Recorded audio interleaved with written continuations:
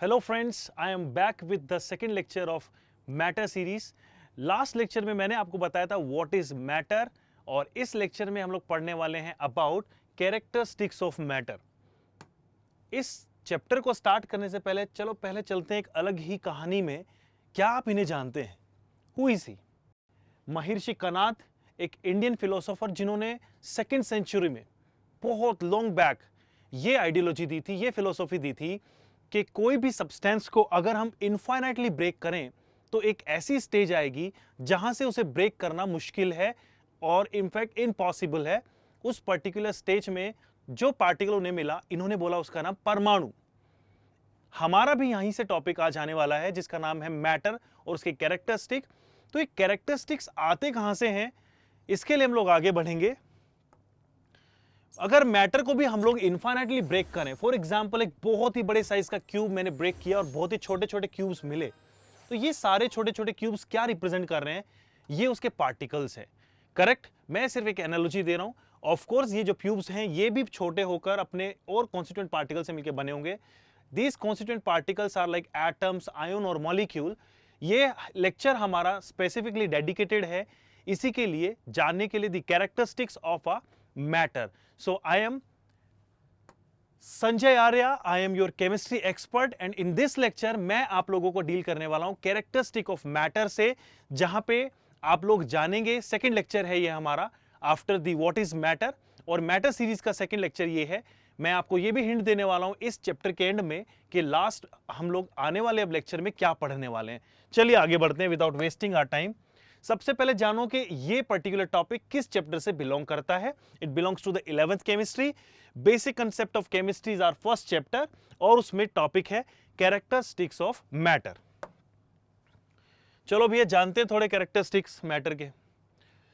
सबसे पहला कैरेक्टरिस्टिक दिया है कि matter is made up of small size tiny particles, और इन पार्टिकल्स का नाम है constituent particles of a matter. तो यहां पे ये पार्टिकल्स हो क्या क्या सकते हैं? These particles can be either atoms, molecules और आयोन्स।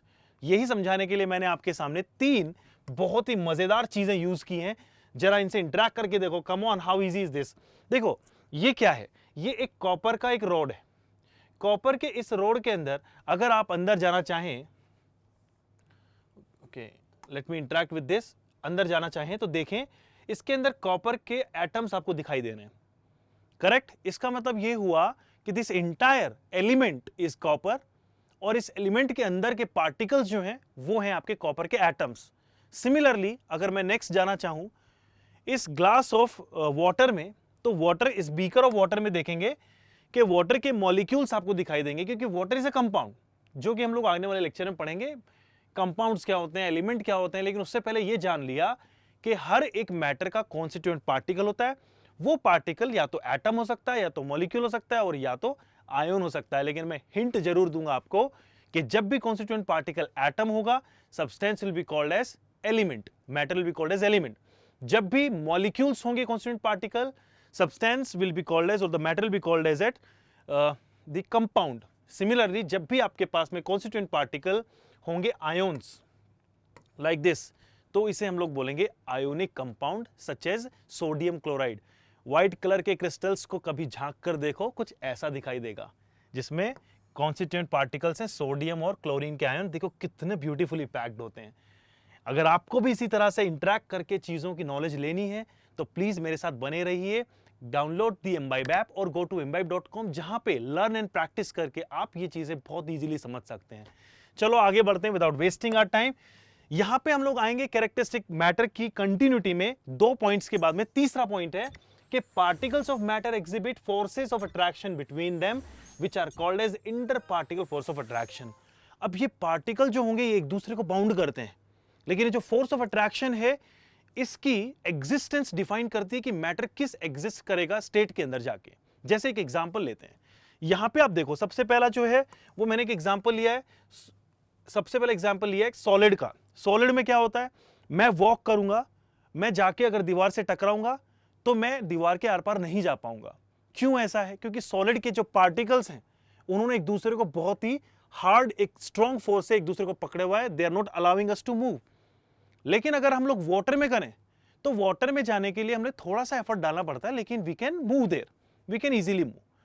सिमिलरली अगर एयर की बात करें तो we know air is all over us, और हम लोग जब भी मूव करते हैं या वॉक करते हैं we can easily do that. Even देखिए हर तरफ एयर है, हर तरफ पार्टिकल्स है, but I can easily move, क्योंकि जो पार्टिकल्स के बीच का फोर्स ऑफ अट्रैक्शन है वो बड़ा वीक है। तो आप ये कह सकते हो कि ये एक बड़ा डिसाइडिंग फैक्टर हो गया कि कोई स्टेट किस पर्टिकुलर कोई भी मैटर किस स्टेट में एग्जिस्ट करेगा, उसका वो है आपका फोर्स ऑफ अट्रैक्शन। तो ये अट्रैक्शन जो है आपको पता चला आपको कि क्या है, मैक्सिमम हो रहा है सॉलिड में, मिनिमम हो रहा है गैसेस में, जो कि आपके नेक्स्ट लेक्चर में और सीखेंगे जब हम लोग डील करेंगे अलग अलग स्टेट्स के साथ में। अभी आते हैं फोर्थ टॉपिक पे, जो कि है कि particles of matter exhibit spaces between them and these spaces are called as inter particle spaces. ये देखिए इनके बीच में बड़ा ही माइन्यूट सा स्पेस है, इनके बीच में थोड़ा मॉडरेट स्पेस है, और बात करें अगर इनकी तो यहां पे इनफाइनाइट स्पेस हमें दिखाई दे रहा है। दैट मीन्स कि पार्टिकल्स के बीच में थोड़ा स्पेस भी होता है। चलिए आगे बढ़ते हैं। कैरेक्टरिस्टिक ऑफ मैटर को कंटिन्यू रखते हुए हम लोग आगे बढ़ेंगे। सबसे जो हमारा फिफ्थ पॉइंट है ये है कि जो पार्टिकल्स होंगे वो रुके हुए नहीं है, एवरीथिंग इज इन मोशन। देखिए एनर्जी इज एवरीवेयर। हम लोगों को पता है कि इवन हम लोग यहाँ पे खड़े हुए हैं, लाइट्स आर देयर, तो लाइट से भी फोटोन्स हमें आ रहे हैं, we are receiving every time it is, so हमें पता है कि एनर्जी इज एवरीवेयर। तो ये जो एनर्जी है ये बेसिकली पार्टिकल्स जो बहुत ही टाइनी साइज का है उसके लिए सिग्निफिकेंट है, भले ही मुझे कोई फर्क ना पड़े। आप एक छोटा सा एग्जांपल लो, अगर मैं सनरेज में खड़ा हूं तो मुझे कुछ नहीं हो रहा, लेकिन अगर मैंने उसके सामने लेंस रखा तो लेंस रखने से वो जो रेज आपस में कॉन्सेंट्रेट होकर मेरे स्किन पे जाएंगी तो my skin will start burning. समझ रहे हो मेरी बात? सिमिलरली यहां पे भी क्या होता है कि इस एनर्जी को एक्सपीरियंस करने के लिए हम लोग बहुत बड़े ऑब्जेक्ट्स हैं, लेकिन जो माइक्रोस्कोपिक ऑब्जेक्ट हैं ये पार्टिकल जो आपके सामने दिखाई दे रहे हैं, इन पार्टिकल्स के अंदर ये इजीली अफेक्ट होंगे इस एग्जिस्टिंग एनर्जी की वजह से। तो यहां पे मेरा समझाने का कॉन्सेप्ट यही है कि पार्टिकल जो होंगे they always do motion, which motion? Translational. What is the meaning of translation? Motion in a direction, ये मूव करना, जैसे मैं चल रहा हूं, दिस इज ट्रांसलेशनल। और they can show vibrational, to and fro motion, going fro and coming back, okay, to and fro motion, this is called as vibrational motion, and it could go for rotational motion is अगर मैं आगे भी नहीं जा पा रहा हूं, पीछे नहीं जा पा रहा हूं, फंसा हुआ हूं, तो मैं अपने एक्सिस पे ही रोटेट कर पाऊंगा। इस तरह के मोशन को बोलते हैं हम लोग रोटेशनल मोशन।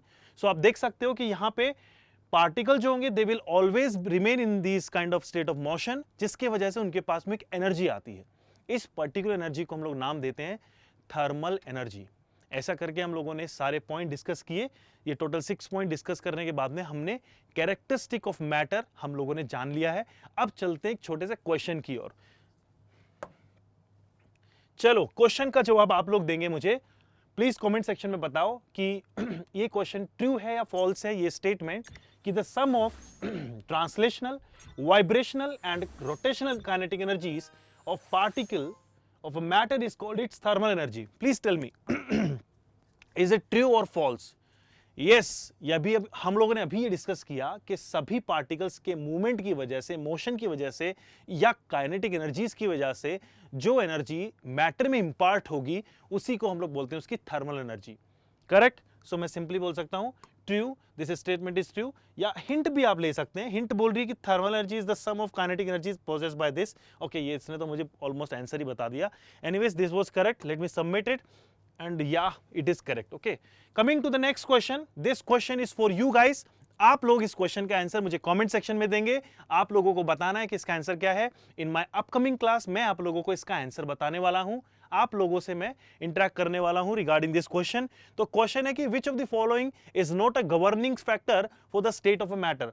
कौन सा ऐसा फैक्टर है जिससे स्टेट ऑफ मैटर नहीं चेंज होगी? तो यहां पे हमारे पास में 4 चीजें हैं।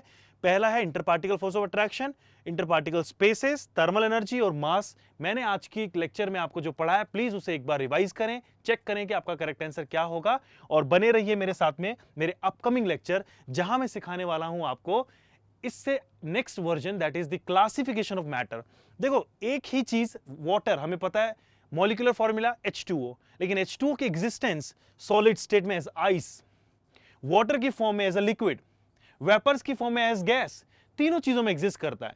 तो ऐसी कौन सी चीजें हैं ऐसे कौन से फैक्टर्स हैं जो ये डिसाइड करवा रहे थे कि कौन सी स्टेट एग्जिस्ट करेगी, प्लस कौन कौन से स्टेट में एग्जिस्ट कर सकते हैं।